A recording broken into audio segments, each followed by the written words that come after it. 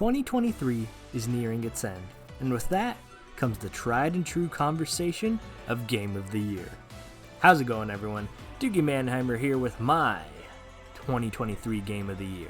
Now, this is going to be an actual list of my top games of this year leading into my Game of the Year 2023.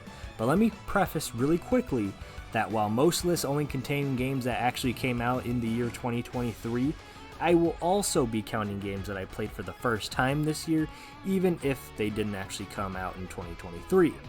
I will also only be counting games that I actually rolled credits on, so I won't be counting any games that I'm still currently playing through or, haven't finished yet in general. Like I said, this is going to be my Game of the Year list, going from honorable mentions to third, second, and first place being my Game of the Year. So 6 games total on this list. Ready? So let's go ahead and kick things off with the first honorable mention being Metroid Prime Remastered. Metroid Prime Remastered is a prime example in how to remaster a game. See what I did there? Retro Studios basically remade this game from the ground up. It's so visually and technologically advanced and so appealing that it's basically like it's a brand new game, like built from the ground up for the Switch. And I know that a lot of it was actually built from the ground up again. They remade a whole bunch of assets, textures. Even though it's still a remaster of the original game, it's basically a full-on remake, even though it's only a remaster. I don't know how it works, but it's still just absolutely amazing. Now, I usually don't care too much about a game's fidelity or frame rate and all that riffraff, but God, it cannot be denied that seeing this game run on the Switch, it's actually magic. There's something going on in those game files that might actually lead to some witchcraft if you look into it hard enough. Now, I never played Metroid Prime on the GameCube, or I did, but I never got further than beating the Parasite Queen in the first 30 minutes. That's literally all I ever did. And so playing this game really was playing this game for the first time. Actually exploring the planet and seeing the other bosses and other biomes was really, truly something special.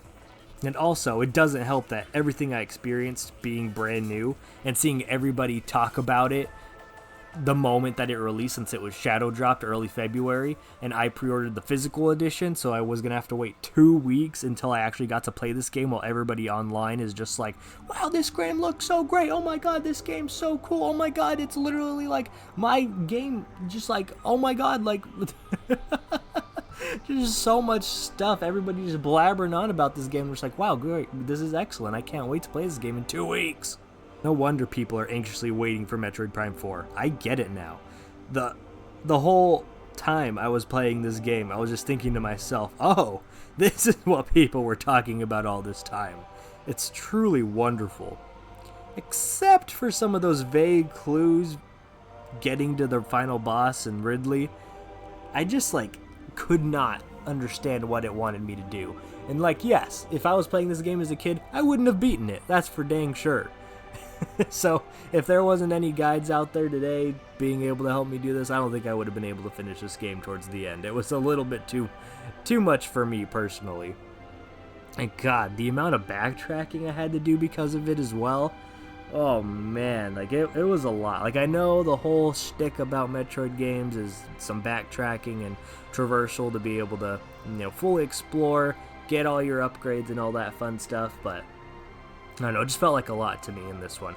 Especially towards the end where you got to backtrack through the space pirate fortress of I did it at least 8-9 times. And all the enemies respawn every time, and so you got to kill them all again or just run past them without dying. It was just a lot. It was just really annoying. But I just, like I said, I started not to care and just kept running through them and going after it after a while. But other than those issues, everything was amazing. Amazing final boss, gorgeous environments, the soundtrack is super memorable. It really is a pinnacle of game design, and I really, really hope that they port the other Prime games. Even if they're not as fully in-depth as this game was, just simple HD ports just to bring it all to Switch before Metroid Prime 4 comes out, that would be fantastic.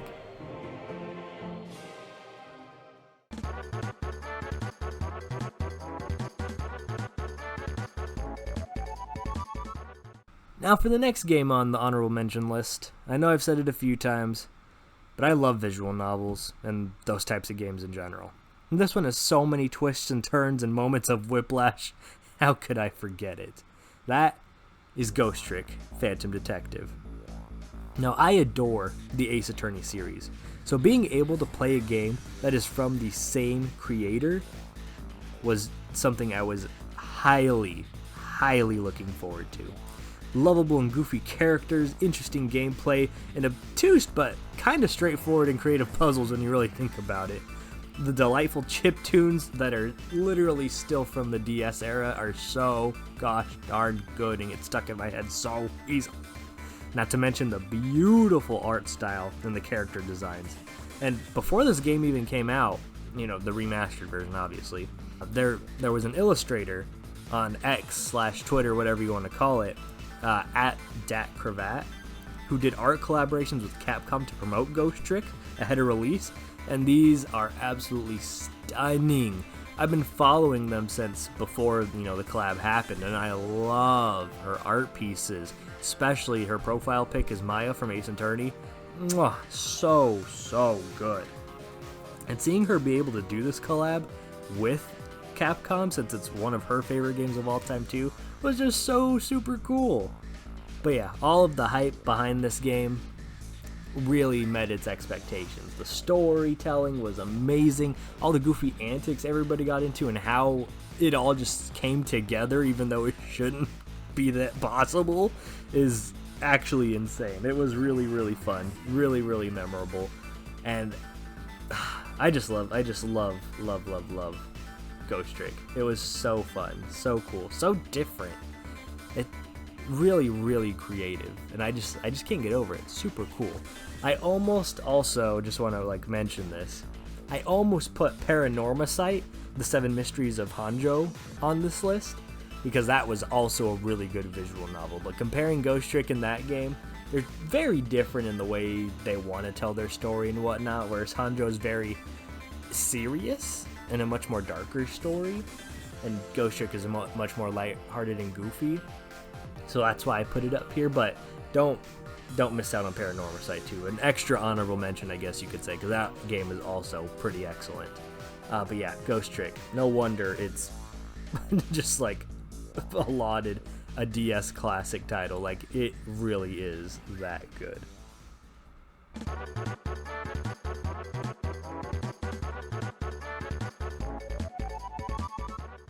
And now, the last honorable mention until we reach my top 3 games of the year is Pikmin 1. Now, my first Pikmin game was Pikmin 3 on the Wii U, and I adored that game, but I didn't have an opportunity to play the others at the time. And 2023, this really was the year of Pikmin. And my wife and I were so hyped for the release of Pikmin 4, and then all of a sudden, a la Metroid Prime Remastered, they're just like, hey, Pikmin 1 and 2 HD out now on the Switch, and then 3 months later, HD physical release. I don't know why I said HD physical release, it's all just a physical release anyways, everything's HD now. But I got the digital versions as soon as they came out, and I was like, you know what, screw it. I also got the physical versions because I love Pikmin that much. But as soon as I downloaded it, me and my wife played both of those games immediately, trying to see who could beat Pikmin 1 faster within the day limit, who could do it faster and better. And then once we got to Pikmin 2, talking about how much we absolutely hated that game with the caves and how unfair it was. It also didn't help that Pikmin 4 was coming out a month after these games released, so we were also trying to beat the clock to beat these 2 games before Pikmin 4 came out, which I'll admit, I didn't beat Pikmin 2. I still haven't beat Pikmin 2. Really tries my patience, that game. But Pikmin 1 I really, truly enjoyed. As the first game in the series, it really shows itself. It shows its colors in a really great way that shows why the Pikmin series could be, what it is, how it is today. It showed its potential, you can say. Now, I know technically, Pikmin 2 controls better, has the finer adjustments and changes to make for a better experience, but Pikmin 1 is just the better game. I truly believe that. It's a shorter experience, a sweeter experience, but can also fill you with a lot more dread and anxiety if you don't know what you're doing. That 30-day time limit, it can really create some tension if you really don't know how much time you're going to spend in a given area to collect certain treasures and whatnot. Like my wife had 3 days left and she still had to do an area and a half, and she was able to do it. She doesn't believe in restarting a day, turning off your switch if something goes bad and just restarting or anything like that. She trucks along, and she somehow made it on day 29, and I'm very, very proud of her. Me, I made it on day 25. I know my Pikmin. So no offense, but get good really. And also, I just have to mention the AI in Pikmin 1 for the Pikmin. It's so goofy. They're just tripping all over stuff. They can't follow you. They run so slow. They get lost so easily, and it really is annoying sometimes, but it's also really funny. Just like, come on, guys. Like, you could do better than this. What's going on here? Especially when they get themselves stuck and then they all just get eaten because they don't know what else to do. Like, come on, like, there's half of my army stuck behind this branch, and you're really just gonna sit there, and I'm gonna be like, where'd you all go? Pikmin 1 it was such a wonderful experiment, and I'm really glad that Miyamoto holds this thing as, like, his golden child, because if it wasn't, I don't think Pikmin would have this success in the future that it has today, so, thank God. Thank God. Thank you, Miyamoto.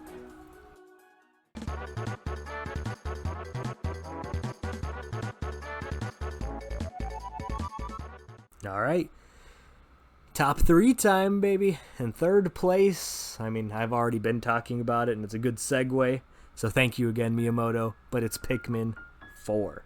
Pikmin 4 is third place game of the year for me. Jesus Christ, man. It's been 8 years since Pikmin 4 has been, like, done, nearly completed. I feel like I remember seeing reports of this game being almost completed since before the NX was a thing. And so for it to finally be out and be as good as it is, it just makes it even sweeter. And then we got the demo for Pikmin 4 like a month before release 2.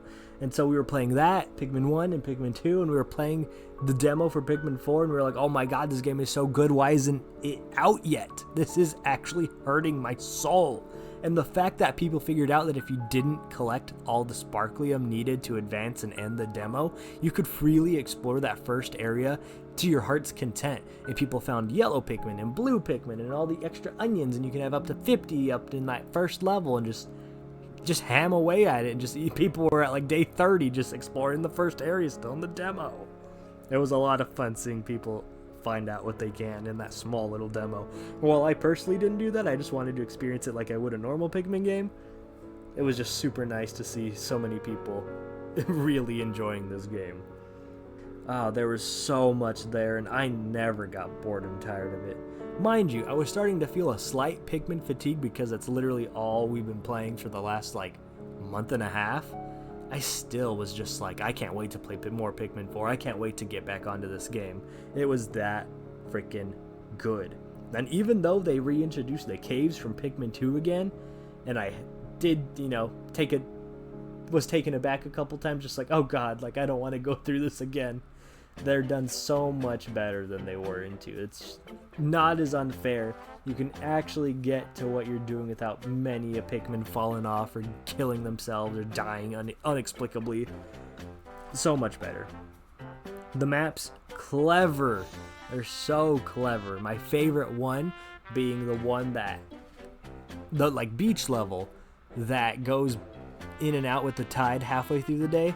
And you just have to like change up your whole game plan after like 12 o'clock, and you're just like, oh god, or like after half day, you're just like, all right, the tide's out now, so now I can access this area, but I can only access this area once the tide's out, so I gotta make sure I do whatever I can right now in this area, because once I restart the day and have to come back to this area, I'd have to like start over again once the tide's back in. And Ochi, I love Ochi. Ochi's such a helpful and wonderful addition to the game, with all the abilities you can unlock, how powerful that Ochi actually is, and being able to carry stuff and hurt enemies. It's so freaking good. But I saw some people say that Ochi was a little bit too helpful. It made the game a little too easy, and I can understand some of it from the fact that like once Ochi learns how to swim, any Pikmin can basically travel across the water. Like, yeah, you can't go in the water, I get that, neither can Ochi, but it still makes it a lot easier experience to be like, oh, I don't need blue Pikmin to go across water anymore. I can bring my yellow and red Pikmin on Ochi with me across the pool. But I think Ochi is a great addition to the series. Oh, but you know who isn't a great addition to this series? Gmas. Seriously? That dumb dog, I swear to God. That annoying mutt trying to kill me in the living room and the Dandori battles and just ganging up on me with Louie. Like, I swear to God. Oh, don't even get me started on Louie, man. Good freaking God. Just, this guy's bat insane. A huge man-child and just a dick. Like, how does Olimar keep bringing him back on these missions? Like, are you telling me after the second game you haven't realized what he can do? What he is capable of doing? Oh my God, I just can't. I really can't. Then at the end of every game, Olimar is just like, oh, poor silly Louie, at it again. My God, boy, like, what have you done this time? I can't wait to tell, like, the boss about what you've done and then bring you back on another mission. Like, Olimar, come on, man. Don't stop bringing him out here into space. He keeps causing trouble. We can't keep dealing with this every time. But back on things that I do like. I do enjoy that with Pikmin 3 and 4, they've kind of changed it up where you're not explicitly just playing as Olimar or Louie, that you're playing these random people that have no real sense of, you know, attachment to Olimar and Louie. You're either saving them, or you're just there also with them, and you're like, oh, let's team up, or let's help get you back home sort of deal. And they're just kind of there as like a mainstay for the series, obviously, but it's not super important that they're even there to begin with. The one other thing I really hated with this game is the lack of advertising of the Rock and Wing Pikmin. Like, yeah, I get it, they're not the star of this game, they were the star of Pikmin 3. But like, the cover art only had one of the two, and then all other promotional items had swapped it around, so then the other one got promoted and not the other. It's just like why, guys? Like, why couldn't she just like have all of the Pikmin there? It's just like really hurtful to me as someone that grew up with Pikmin 3. Like, come on now. But other than that, this game is really good. And the Pikmin series as a whole, except for the caves and two Pikmin 2 caves, is really excellent and good. I cannot wait for the next Pikmin game. More Pikmin stuff in general. So good. It is so good.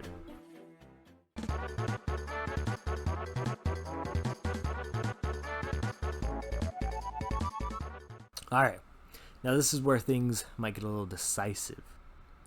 My second place game for Game of the Year is The Legend of Zelda Tears of the Kingdom. Now I know, this game is just about everything you would want in a straight up sequel. Literally expand the world more than double, include more in-depth side quests that span almost the whole game, expanding upon the lore from the previous game and the characters from the previous game, more action and more set pieces running smoother, loading faster. What could you want? What more could you even ask for? Well, there's a few things. But first of all, the design and that just inclusion of the Zonai as an actual race and species that isn't just mysterious lore. It's so good. It's so cool, and the designs are awesome. But they were kind of out of nowhere of importance, you know? Like in Breath of the Wild, there's the Zonai ruins, obviously, but it's like, what kind of entanglement do they actually have with the lore? How important it is? I don't know. And then with this game, it's like, oh, the Zonai, they were actually like, you know, the mysterious godlike people that helped create the Hyrule. Like, oh god, like where did that come from, you know? A little confusing, a little bit weird and out of left field, but I mean, hey, they were still cool. The involvement of the secret stones was super cool, and how if you misuse them, things kind of go crazy. And having your friends actually playable by your side, like, yeah, they're still your spirits, like, not actually them, but it's so cool to have literally your 4 friends just, like, around you at all times. And it could be annoying sometimes, sure, miss inputs, whatever. I enjoyed it. I like having all of them on all the time. It's like vibes like Sonic Heroes, and Sonic Heroes is my favorite Sonic game, so anything that's like that is like pretty freaking awesome, I think. And also the reintroduction of Ganondorf is super cool, but it is kind of sad how he really doesn't amount to much. Other than Puppet Zelda, which is a super cool thing, it's hard with this kind of game, much like in Breath of the Wild, especially with the cutscenes, to keep it tense. Because the first time you go through one of the dungeons, whether it be with the Gerudo, or the Zora, or the Gorons, whatever, the Rito, you start to see the similarities, because you can tackle any of them at any time, so I keep each one kind of the same, much like the repeated story that you do once you beat the boss, and it's like, this is what happened when Ganondorf 25 million years ago, defeated us, and it's literally the same cutscene, just from a different person that's speaking, a different spokesperson. And so you start to see like, oh, it's not Zelda, it's Puppet Zelda, it's Ganondorf doing all this riffraff.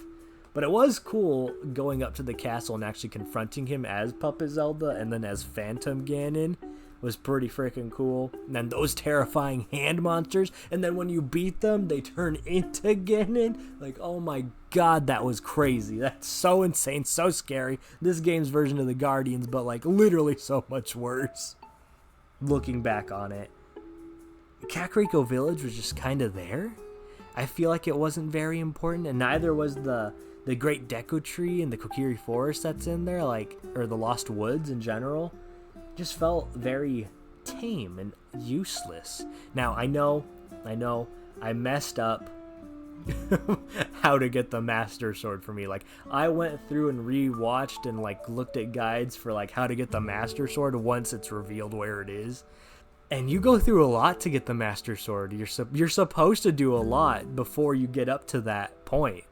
And I'm freaking like a dumb butt, miraculously somehow got the Master Sword so quickly and fast that it just made all that other stuff just unnecessary. I didn't even know anything was going on with the Great Deku Tree until one of my friends was just like, how did you get the Master Sword without doing this, this, and that? And I'm just like, oh, I just got it. And they were just like, so you didn't help the Great Deku Tree? And I was like, what's wrong with the Great Deku Tree? What are you talking about?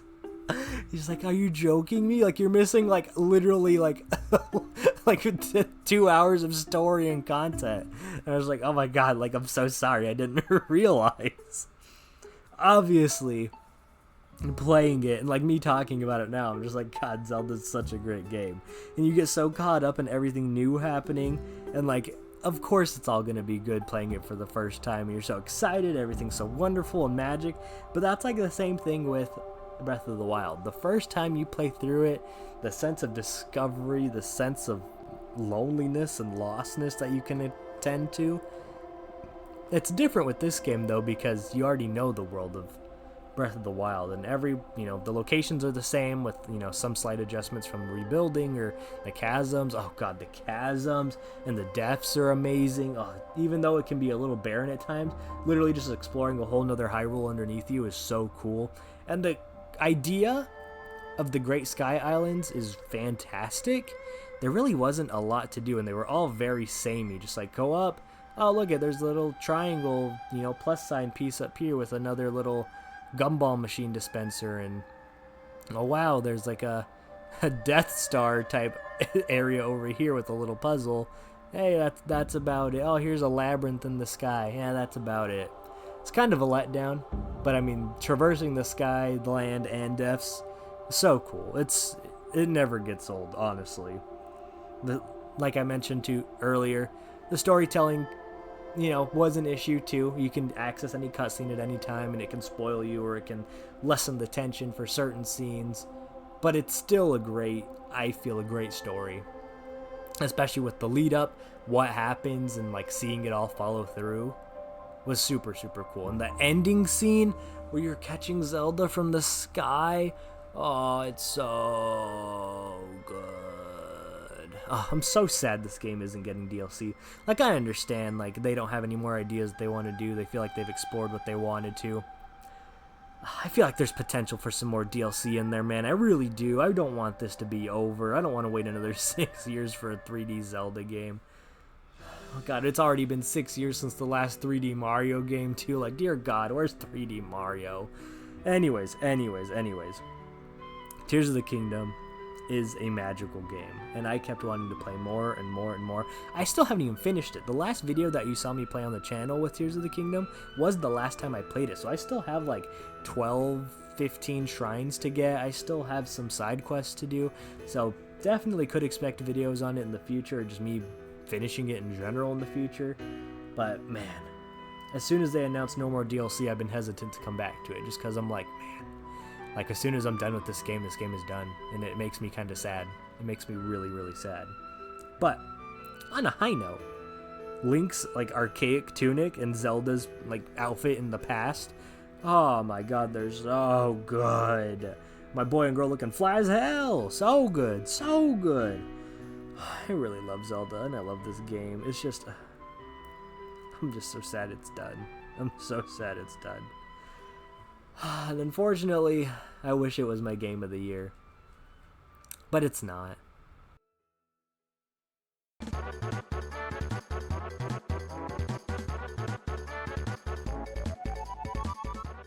This next game just really took me by surprise, and I can't help but put it as number one. And that game is my game of the year 2023, Yakuza 0. I know. It's not a 2023 game, and that's what I alluded to earlier. Like, I know literally my 3 honorable mentions are remastered games, but they all came out this year still. Yakuza 0 came out in what, 2017, 2018? But man, let me tell you, this game, oh my god. Now, I've been wanting to get into the Yakuza series for years now, literal years. And when I finally got a PS5 and the announcement of Like a Dragon Gaiden and Infinite Wealth, like, you know, came out as coming out next year, and earlier, you know, like a month ago for Gaiden. And I was like, shoot, I need to get onto this series now, or I'm going to fall even further and further into a catalog of games that I want to play through. And yes, I am planning on playing in numerical order, so I started with 0, so then the next will be 1, 2, 3, 4, 5, 6, 7, you know, Like a Dragon, Gaiden, all this stuff, riff-raff. But, dear God, man. I'm really debating if I want to make a separate video just gushing about Yakuza 0 and all of its craziness. But if I don't, I'll make sure I touch all the points I think I need to touch right here and now.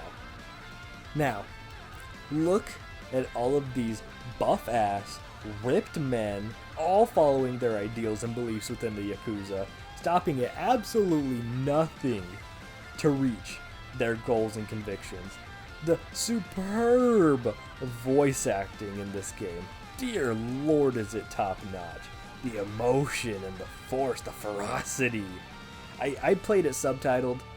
I don't know if this game has a dub or not, but I really like everyone's voice actors, you know, in Japanese, and so I plan on playing the whole series that way. But it's so freaking good. And that voice acting also is great in the singing. Yeah, that's right. There's a karaoke mini game where they have music videos and they sing at the top of their lungs. My man Kiryu likes to sing. There's so many songs. There's literally a huge list of songs for you to sing. And it's a rhythm mini game too. It's so much fun. And that's not all. There's a darts minigame, there's a billiards minigame, a slot car racing minigame, gambling minigames, a telephone club minigame where you talk to a lady on a phone and try to get on a date with her, and maybe some other stuff at a hotel later on, wink wink. Arcade minigames where you played old Sega games, a real estate side quest minigames, and a cabaret club minigame, which is basically a strip club management simulator. I mean, good God. These last two that I mentioned with the real estate and the cabaret club, it's a whole freaking game length side quest the whole time you're doing it. And once you complete it, then you unlock these legendary fighting styles that literally tear through enemies. Oh, and the fighting is the thing you do most in this game, and I'll admit it's part of the weaker part of the game, because after a while it starts to become just button mashing and mindless, you know, killing people. Unless it's a boss fight, then you got to be a little bit more careful, because they can dwindle your health really fast and just cancel your combos. But dear God, you just whack enemies left and right. You have no care in the world that these guys are in your way. Whether it just be you walking on the wrong side of the street, you look at them the wrong way, like, dear God, they will come running at you. And half the time I'm running away from them because I'm like, dude, I just fought 2 of you like 3 seconds ago. I don't want to keep fighting. I'm just trying to get to where I need to go. Oh, but it's still so much fun. And the story, oh man, it's like straight out of a telenovela. It is so dramatic. There's so many wheels turning in this thing. And the best part is this game is dual protagonist. Now, I don't know if any of the other games do this, but it's like the origin stories for Kiryu and Makima, one of the 2, like, you know, protagonists, antagonists throughout the Yakuza series.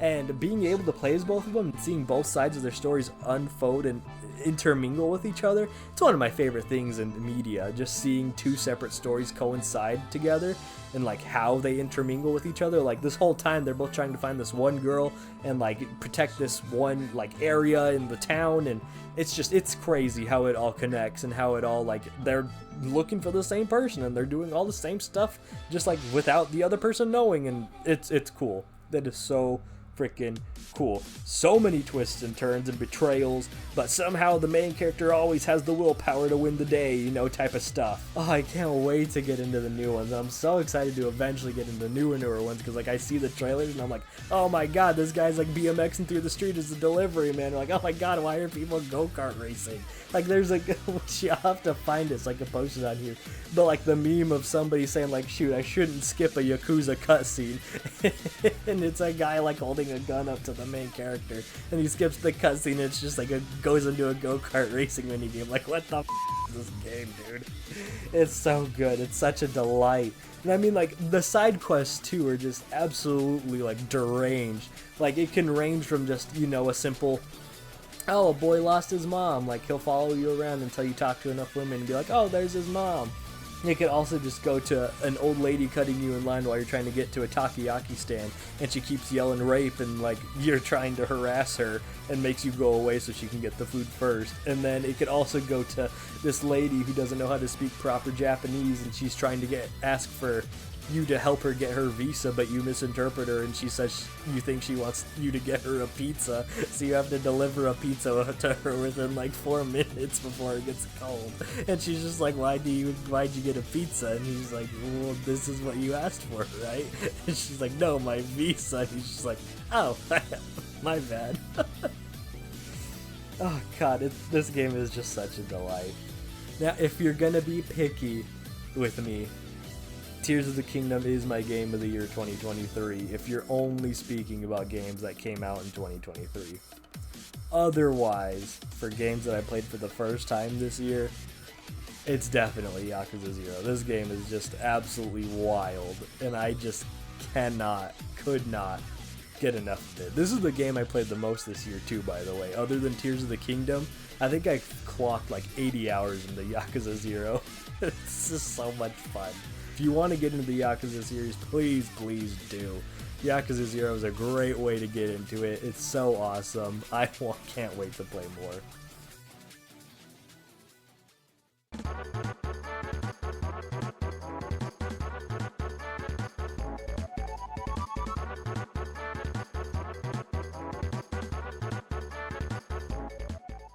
But yeah, that is my Game of the Year list for 2023. Thank you so much for watching if you made it this far. Like I said, I know there's a few games that came out this year that, you know, some people might be surprised isn't on my list, like Spider-Man or Mario Wonder, RE4, blah blah blah. Like I said, I'm only counting games that I actually rolled credits and finished on.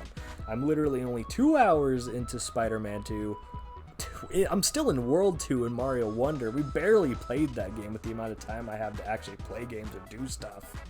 It's just like absolutely insane, and it wouldn't be fair of me to include them just because they're popular or anything like that. And also, I've been playing through Mario RPG, and I think I'm like halfway through that game, but it's stellar. It's so quirky and stupid, but I love it. I love it. It's such a classic RPG. It's really, really charming and fun, though. It's a really becoming a favorite, so that almost was included just because of how much I've been enjoying it. but I didn't want to do it without finishing it. So I still got a little bit of ways to go. But let me know, what is your game of the year for this year, or other games that you've enjoyed? What is your top 3 list if you can't think of just one? Let me know. And on a related note, the Game Awards are tomorrow. So here's to hoping for some good announcements and good things. I'll see you all next time. See ya.